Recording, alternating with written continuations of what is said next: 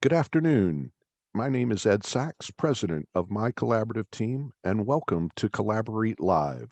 My collaborative team's CollaborEAT Live provides digestible content to both professionals and the public on a variety of topics relating to the collaborative process. Episodes consist of a variety of topics driven by our followers and our members, ranging from ethical considerations, best practices, problem solving, marketing, specialized topics relating to the collaborative practice, practice tools, and more. CollaborEAT Live provides thought provoking conversation and educational information about the collaborative process. And today, it's my pleasure to be talking to David Lewis.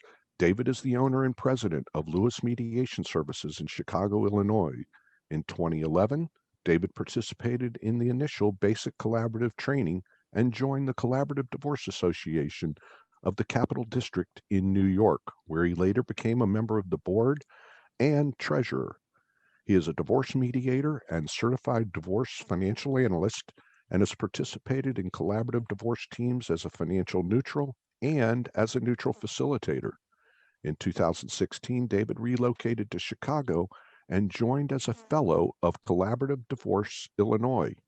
He finds collaborative practice to be an energizing, team building approach to helping divorcing couples to navigate the uncertainty of a significant life transition, combining his unique skills of individual professionals. David is the chair of the Collaborative Divorce Illinois Modest Means Program Committee, which coordinates the provision of collaborative divorce services to families with limited incomes. And that's what we're here to talk about today. Welcome, David. Well, thank you so much, Ed, for having me. It's a pleasure to be here and to have the opportunity to participate. Um, so, as you indicated, I'm currently based in Illinois and have been since 2016. Um, I've maintained my practice back in upstate New York.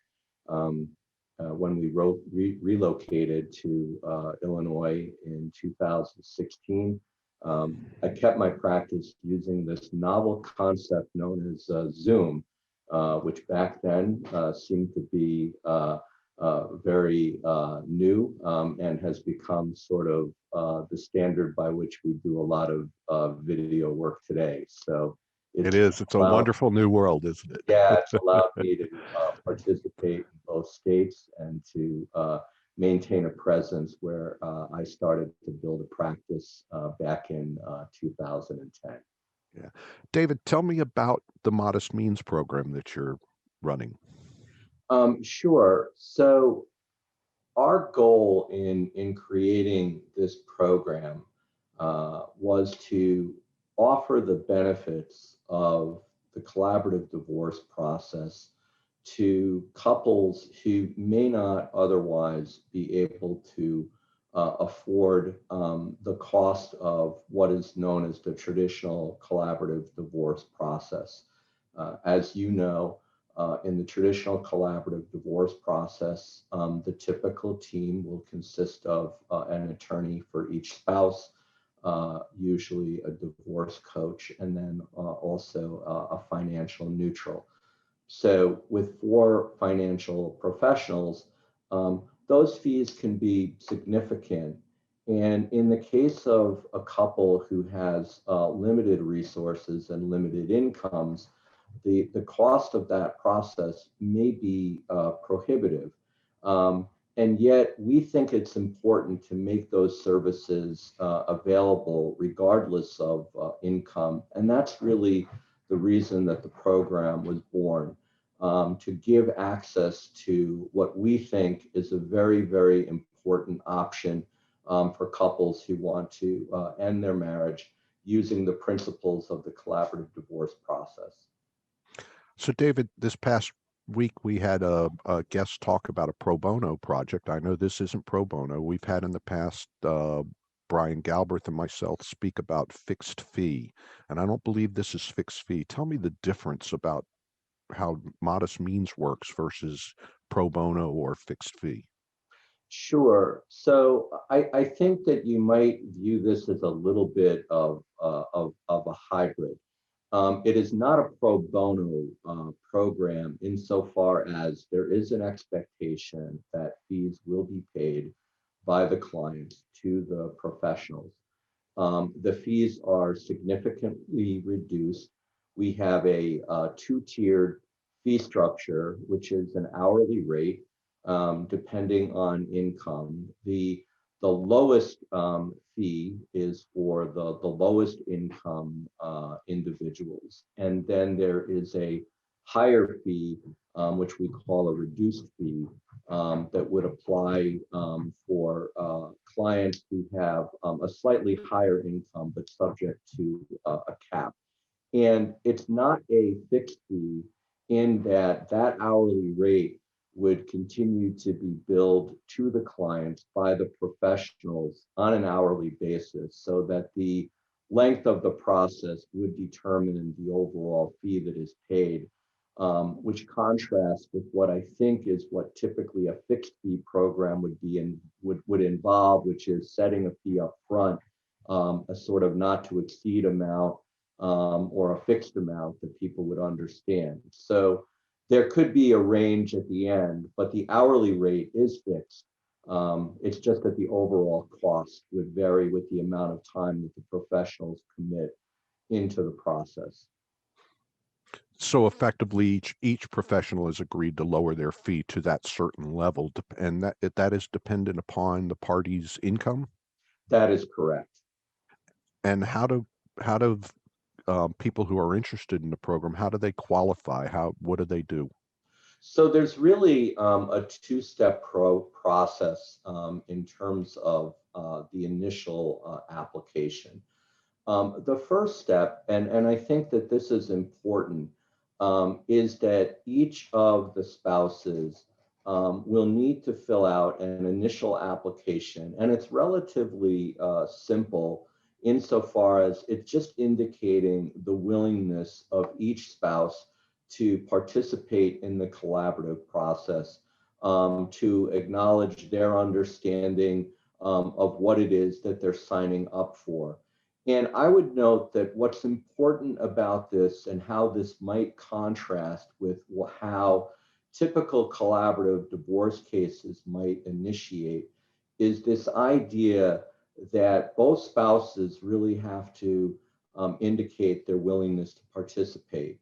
My observation in my experience is that with many collaborative cases, it's typically one spouse or the other has an initial interest in the collaborative process. And there's often a question as to whether the other spouse wants to participate. And it might take some work on the part of the attorney who has been engaged by the first spouse to get buy-in from the second spouse. In our process, because the attorneys are not assigned right away, there is this need for both spouses to want to participate up front.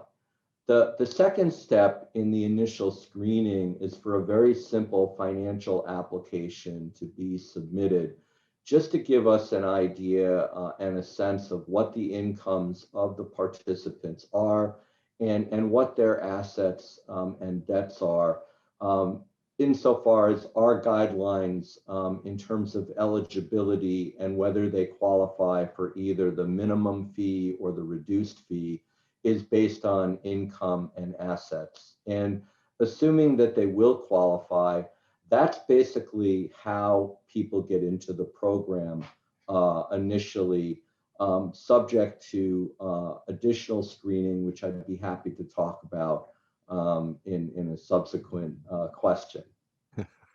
So, if I'm understanding this correctly, a client comes to an attorney, the attorney identifies it as a possible modest means case because of the financial situation.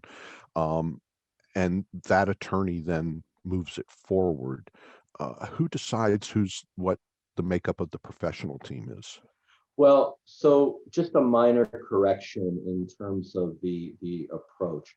Um, that is a possibility that you have suggested, but I think that what is more likely is that through our efforts to publicize the program, um, a spouse or both spouses will be aware of the possibility of using this program. And before any attorneys are engaged or before either attorney has even been consulted, they will apply into the program. And our experience has been that we have some relationships with service agencies, not for profits, who are engaging clients who are looking into their options for how to go forward with the divorce process, who are then made aware of the collaborative process. And those referral sources are typically aware of what the incomes of the clients are, and they may be the ones to say, you should look into this program, it might fit your needs. That makes a lot of sense. So understanding that again, once somebody has qualified into the program, number one, how are the professionals chosen? Who chooses? I assume y'all have a list of people who are in the program, professionals. Who chooses the professionals for each case? And who are the good professional? Who should, from the professional's point of view, number one, is there an advantage to being involved in this program? What professionals, do you look for to get involved in this program? Sure. So I think the approach that we are taking in this program is, as you indicated, we have a roster of professionals who have indicated their willingness to participate in the program.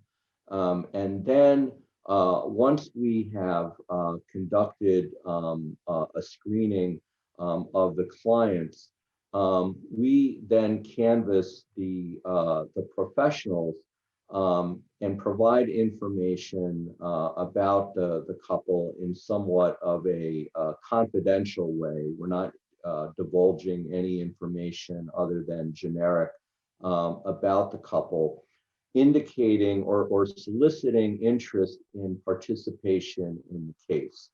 The next step in the process is based on the responses to this initial canvas.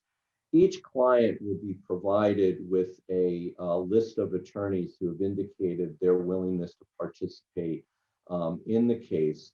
Um, uh, that might be done with a little bit of how should I say, it may be somewhat arbitrary, and certainly we want to do it in a way so as not to give both clients the same attorney to contact. We want to sort of have a different list for each of the clients, and then it is up to them to consult with the list of attorneys and then determine if that's a good fit between the client and the attorney. And that would be how the attorneys would come on to the case.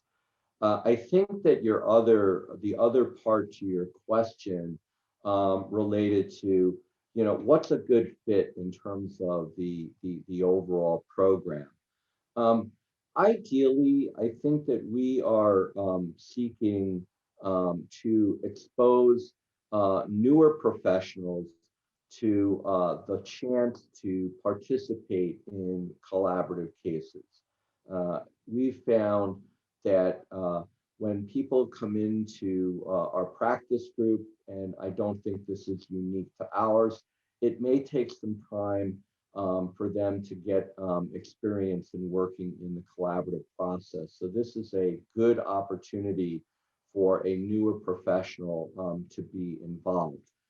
Ideally, it might be even a better opportunity to have a team that begins with the two attorneys, being one of whom may have more limited experience in the collaborative process and the other of whom has more experience, so that while it may not really be what I would call a mentorship, um, there's a little bit of a balance which allows for somebody who has more comfort based on their experience to sort of help the person who is a little bit newer, so that the collaboration may go a little bit more smoothly.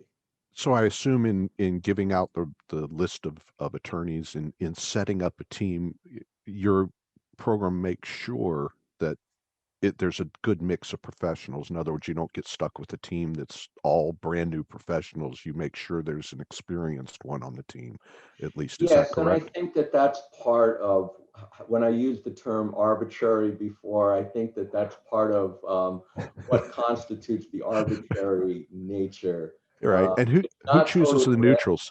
yeah, yeah. And I'm who sorry. chooses the neutrals? Who chooses the Um, neutrals? yeah, so again, I think that ultimately, I think that there are two things to add as far as answering that question. I think I'll start with the financial piece of it. I think that it's sort of similar insofar as part of the solicitation process is not only to solicit interest amongst the attorneys, but also to solicit interest among the financial professionals. The attorneys who are ultimately selected on the case will know who the financial neutrals are who are available for the case. And as is often the situation with regard to filling out a professional team, the attorneys will have a lot of input in terms of the ultimate selection of the financial neutral who is assigned to the case. In terms of the divorce coach, that process might look slightly different, and the reason for that is part of the screening. And remember, as we were talking earlier, the attorneys initially are not selected early on. And because that differs from the traditional collaborative divorce process, this raises a question up front, and that is this couple, is this case suitable for the collaborative divorce process? And so we add a step in the screening after we know that the couple would otherwise financially qualify. And we will use a coach that has indicated their willingness to be part of the program to interview the prospective client spouses to make their own determination as to whether this case looks suitable for the collaborative divorce process. We think that a coach who's acting in a neutral capacity, especially if it's a one coach model, and it doesn't have to be that, it could be a two coach model, but we think that coaches have that unique ability to do that kind of a screening and determine suitability. And so taking that forward in terms of setting up the team, our objective is that coach who's already screened for suitability is typically going to be our first choice as the coach who's going to be the coach for that case because they've already had experience with the couple during the screening process. And I think it sets up the case to start on the right foot. Great. David, I want to thank you very much. This has been very interesting. For those people who'd like to get more information, we have been scrolling both David's email as well as the program address to get information about this program. We invite everybody to do that. And we invite you to join us again next week for our next CollaborEAT Live. If you're interested in being involved in CollaborEAT and being interviewed, just drop us a note at info@mycollaborativeteam.com. David, thank you very much. Appreciate it. Thank you for having me.